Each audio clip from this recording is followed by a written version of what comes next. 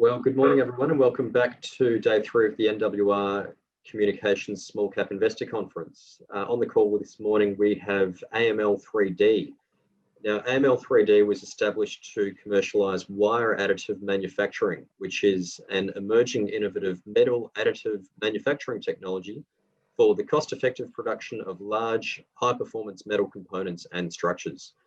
This company provides contract manufacturing services to the aerospace, marine, defence, oil and gas, mining and general manufacturing sectors in Australia, Singapore, Japan and Europe. So on the call we have Andy Sales, who's the Managing Director of AML3D. Andy founded the company in 2014. He's been Managing Director since that time. He's a chartered engineer with a Masters of Engineering and a Masters of Science. He's an expert on welding technology. He's got nearly 30 years of experience across Australia, Europe, South America, Africa, and Asia in that arena. Andy's held various roles across upper management and senior leadership within the oil and gas, resources and mining sectors across his career, as well as advanced manufacturing, heavy engineering, and fabrication.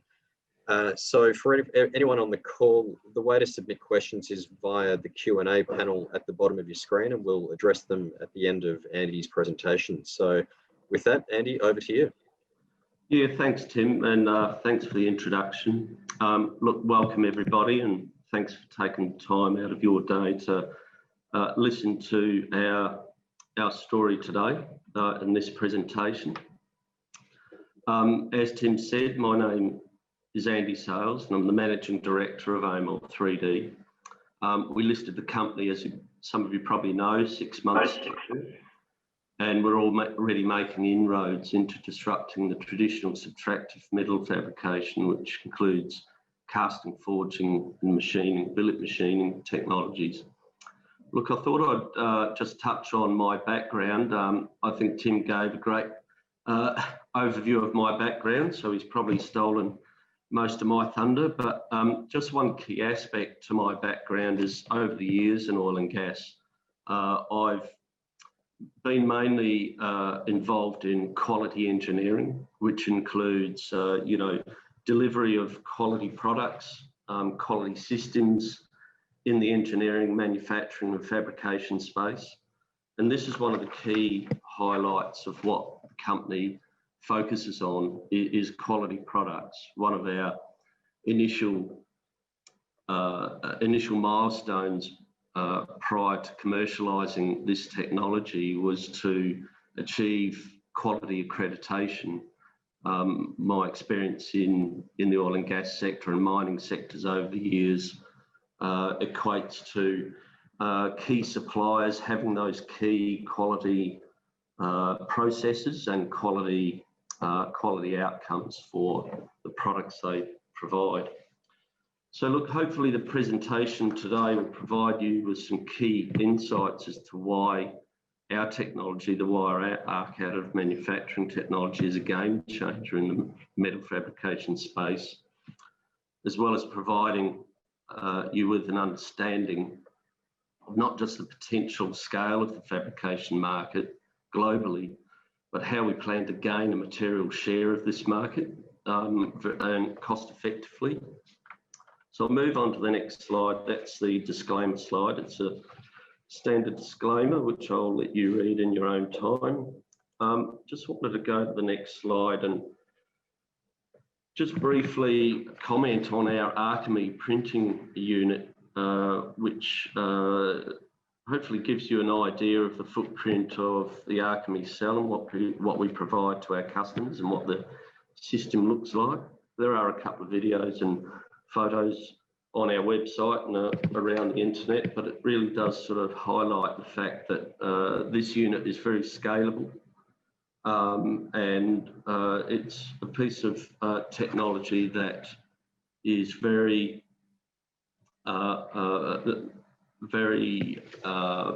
seamless in its delivery of providing metal components and structures for across all industries. I just want to spend a little bit of time on the investment highlights. I guess the commercialisation commenced a little while ago after we achieved accreditation with our certifications. As I've said before, certification really equals commercialisation. That's what we focused on early on in the business. Due to that focus, to date since IPO, we've got discussions with 50 plus customers that we've initiated, and have more than 12 customers signed up for component testing at the moment, which is a pretty excellent strike rate given the short time frame that we've been commercialised. Look, we're quite excited at AML3D, and it's great news for us. And this is just the tip of the iceberg, really. We're currently in the process of putting sales and marketing team in place that will allow us to grow this pipeline a bit more materially in the next few months. We've recently completed a share placement which raised $7 million. The funds to be used to shorten the time that we'll have material revenue generation. This will be done through the construction of more Archimate units, as well as bringing the required staff on board to drive increased customer connectivity. This will drive revenue and shareholder return, and we're quite comfortable that our cash position now gives us the opportunity to move forward in a self-sustaining model. This will be able to service our short-term growth with our growing revenue stream. Globally certified, as I've touched on, the ISO 9001 and the additive manufacturing, being the first additive manufacturing company to achieve Lloyd's Register accreditation, has really brought a lot of new customers and new opportunities to us. Moving on to disruptive technology, I'll touch on that in the next slide or two. But typically we deliver up to 70% cost savings, 75% faster than traditional methods that I've mentioned, and reduces waste by up to 80%, sometimes up to 90% actually, depending on the structure. Look, these are really compelling numbers that can't be ignored in the current industry, and this will see us winning quite a significant market share from the traditional manufacturing approaches, we believe. Strategic manufacturing facilities we've set up in Adelaide. We're quite advanced with the Adelaide set up now with 7 robotic production cells. We've got more on the way. We're commissioning units in Adelaide to deliver into Singapore early next year. So keep a lookout on news for that early next year. Look, the great thing about our model is that once these key markets and customers are identified, we'll be able to undertake this rollout effectively and cost efficiently. To transport these Archimate units, it's not very costly, and we've delivered units to 2 customers already, one which is in motion now and one which is already set up at ST Engineering in Singapore. Having these low-cost expansion models makes it hard for traditional fabricators to compete with us, we've found. Our Wham soft technology is quite unique. This enables us to take a highly tailored approach to the needs of each client, using different methods and different geometrical methods. We've got quite an advanced software capability amongst our peers globally. I just want to touch on our highly experienced board and management. They come with a great depth of industry and financial experience, which continue to guide the company, will guide the company for the near future. And look, lastly, the market opportunity, which I will touch on in a later slide, but just to mention now, the additive manufacturing industry is quite massive, and it's currently valued at over $10 billion, with forecasts reaching around 35 billion plus by 2024. And we're very confident that we can get a good slice of that over the coming years with our technology being so advanced in this space.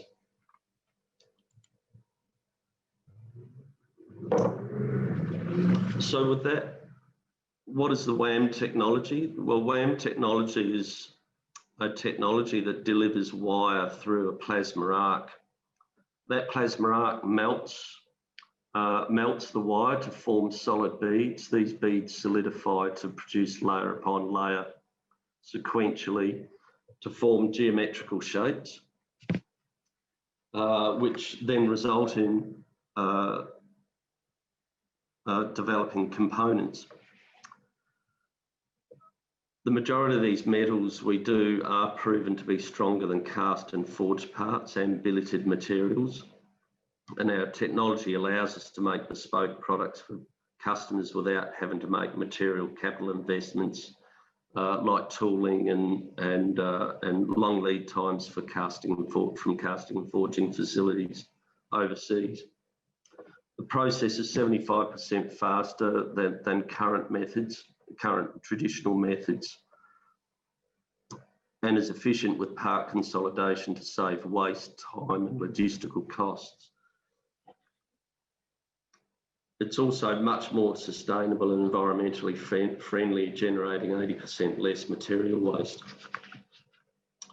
Wham, we quite often get asked about Wham wire additive technology as opposed to powder. The basic thing there is that we do build larger components, not small components. We focus on the medium to large components, which does disrupt somewhat the powder technologies. The majority of the powder technologies do produce quite a small footprint. The other main advantage here is that with wire, it produces a lot less material waste. So we have 100% deposition rate for our wire. We don't get any overburden wire. We don't have any leftovers such as powder does. And powder is also quite expensive, whereas wire is quite plentiful, certified, and there is a well-established supply chain for wire. Also, it produces a superior product as a fully dense material. Some powder processes do have quite a significant amount of porosity, which does establish the less strength than what the wire does. So look, when you weigh up our Wham technology against traditional, as well as some of the newer approaches with powder, Wham doesn't just stand out on its own 2 feet, but it does outperform by quite some margin. Now turning to slide 5, this describes our business model. So we've got 4 revenues in our business model. 4 channels. Firstly, the main one being the contract manufacturing. And this is where we print customised parts to suit the customer needs. Sorry, I'll just go back to the previous slide. Sorry, the forward slide. So the contract manufacturing, as I've said, this is where we print customised products for the customer's needs. As I've said, we've got facilities in Adelaide, and we're commencing startup in Singapore early next year, which will be rolling out more sites in the years to come. We've got a focus on Europe at the moment, and we've also got a long-term focus on establishing in North America. Look, I really believe that the contract manufacturing will be quite a significant revenue contributor for us at AML. It can be scaled up quite efficiently and very cost effectively. We've got very low cost base with our hardware. Secondly, the main revenue stream that we're really focusing on at the moment is the sale of Archemy units, which we've gained quite a bit of focus on from customers lately. I'll touch on it in a couple of future slides, but there are a handful of customers that are talking to us about prototyping metal components with a long-term vision of having their own Archemy units to be able to do that.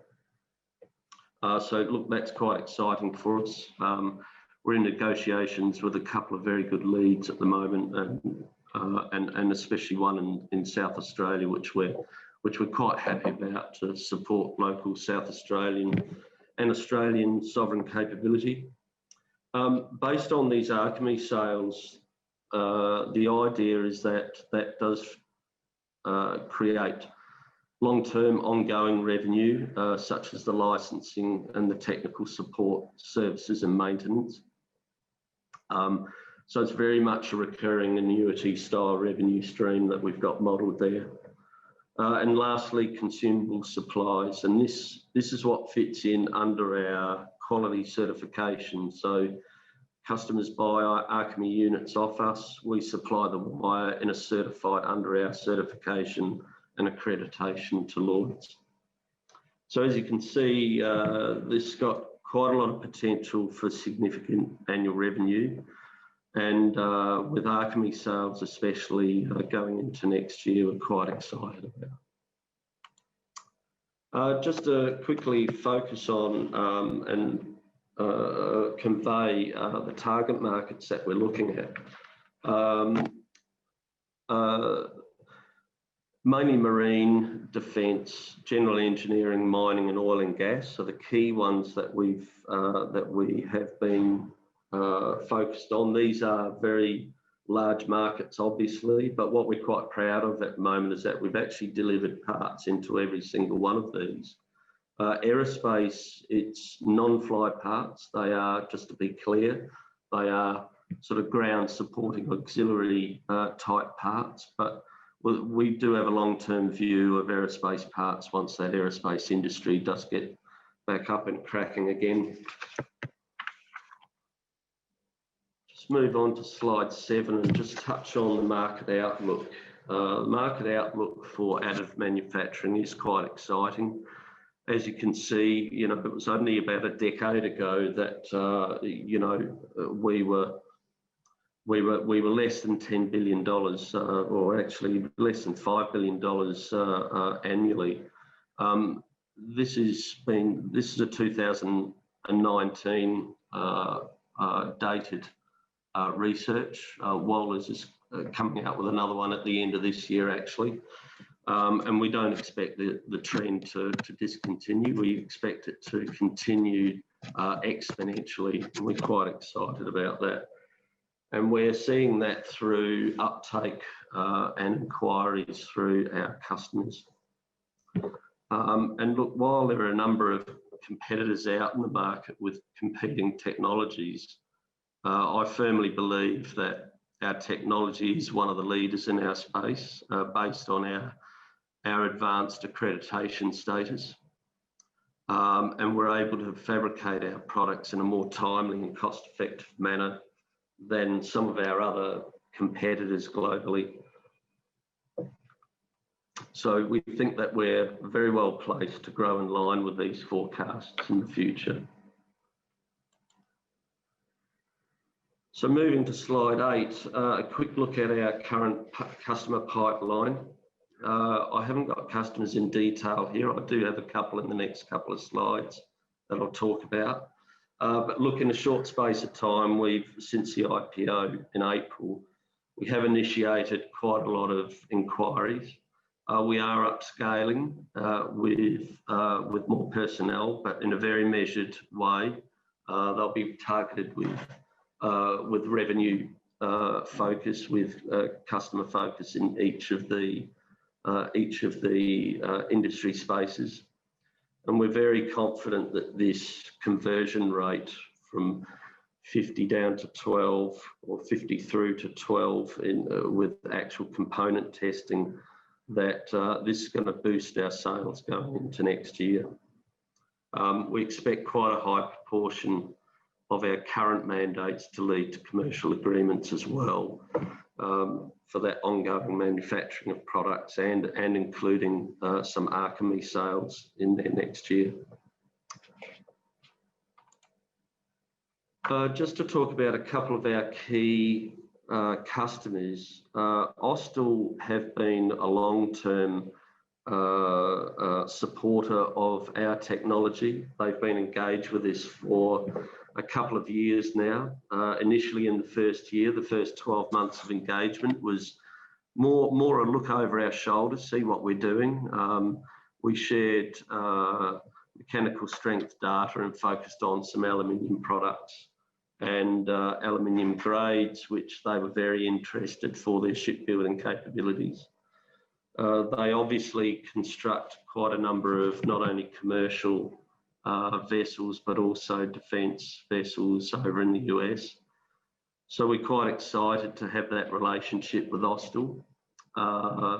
It is a slow burn, but it is very important that customers like Austal get a deep understanding of our technology, which they do now have. And this is only going to enhance our capability and our relationship for later. They share our vision for our technology, and they're very focused themselves on improving on their own manufacturing capabilities in the marine sector. So we're really excited by partnering with Austal. We do have some news out early next year, which we're quite excited about, and we're even more excited about what that may bring in the future in the next 1 to 2 years. Moving on to the next slide, another key customer and advocate of our process has been 3DPC in Japan. 3DPC are a leading provider of additive manufacturing and 3D printing solutions in Japan and in and around the region. Japan is quite a tough market to go away from status quo of manufacturing. Hence, we're really, really pleased that we're partnered with 3DPC.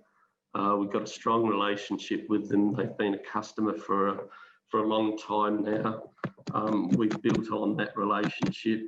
They have a deep understanding of our technology. And look, it's more like a partnership rather than a customer. We're really excited what next year, early next year is to bring, but both companies are working on some strategic development as well as key components for customers, for their customers in Japan, in the marine and general engineering market. So look, this is the end of my slide deck and a quick run through of AML3D and our industry-leading technology offering. I listed some key catalysts there for the near term. These are current customers, important customers that we're working with right now. We do expect that these customers and future engagement with them, future component manufacturing and alchemy sales will come through some of these key customers.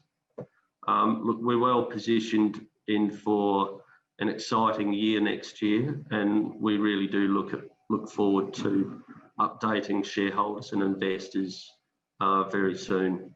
Look, at this point, I'd like to thank you for your time this morning, and hopefully we'll touch base sometime soon. Thanks very much, Andy, for the presentation. So for all attendees, any questions you might have, chuck them into the Q&A box at the bottom and we can address them that way. Questions that have come in. Andy, when you talk about contract manufacturing being a big focus and driver of revenue, what's the fixed cost base and what kind of margin would we be looking at? And should we be thinking about a big operating leverage component here? Sorry, Tim, just clearing my throat there. Look, I guess when you talk about cost base, I can talk about our hardware and our systems, our production systems, our in-production Archemy systems that are set up in our Adelaide facility. Compared to peers, they are quite low cost. So the amortisation over a number of years is quite quick.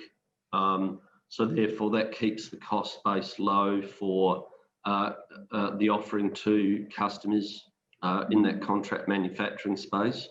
So when you start looking at building a number of, say, parts which are in line with what used to be done with, say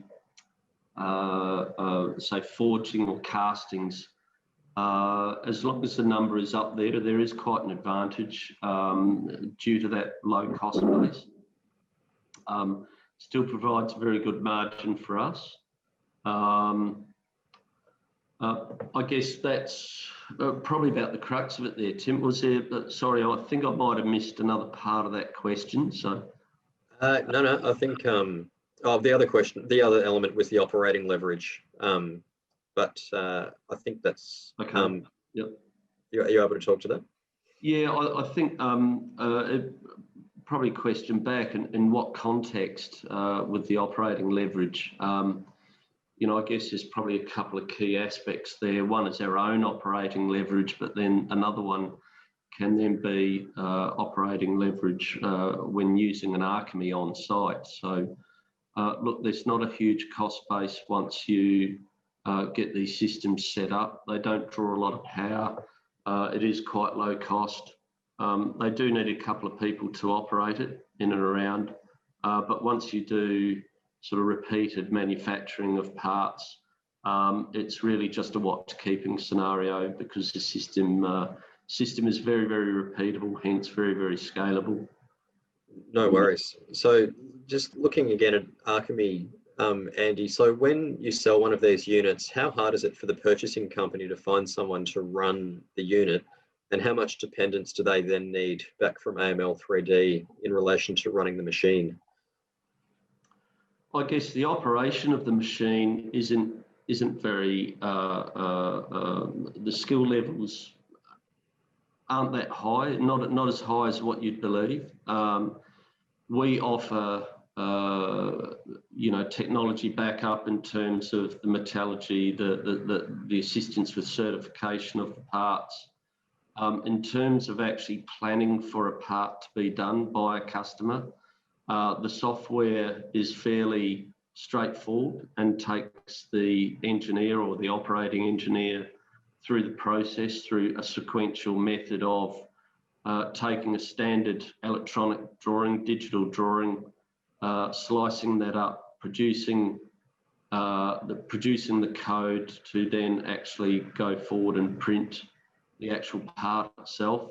The other aspects of the unit and setting the module up is basic setup costs. Basic setup activities, as in preparing your substrate, making sure you've got the wire feedstock, there's enough in it. It's very, very simple to operate.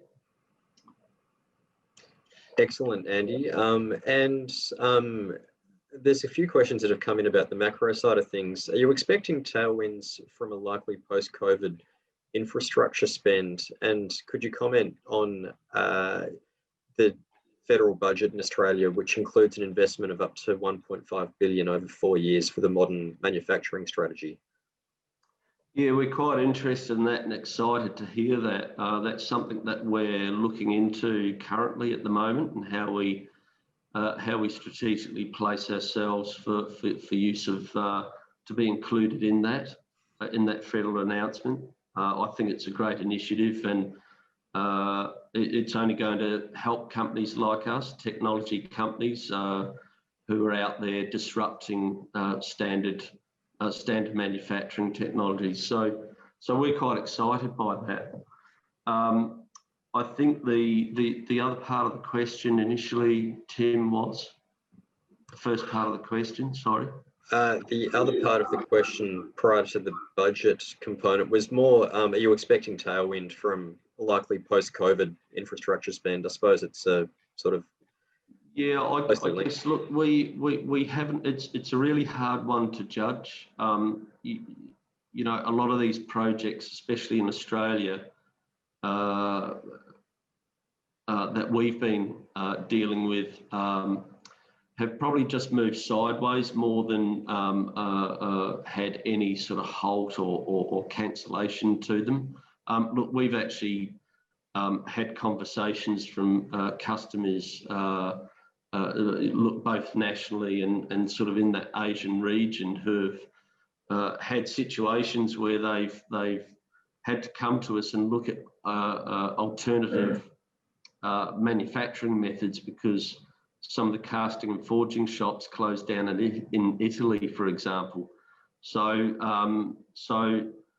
that sort of initiated some key interest a little while ago. So look, we haven't really seen much effect there. Probably a slight effect is that companies are taking a little bit longer to make a decision. But look, we've got a good relationship with our customers and our ongoing sort of plans into next year with some of the strategic opportunities we've got. So we don't really see a huge effect there. I guess, are we going to see an influx of companies turning to 3D printing? Look, I certainly hope so. But I think that will be as a result of our own push into focusing on marketing and business development. Thanks, Andy, and thanks everyone for your questions. Unfortunately, we've run out of time, so any further questions we can take offline. So, Andy, I might just pass back to you for any closing comments. Yeah, look, thanks again, Tim and NWR. It's always a pleasure to be included, to be able to tell our stories to look, our key investors out there and shareholders and anyone thinking about joining the team. Thanks, Andy, and thanks everyone. Catch you next time. Very much.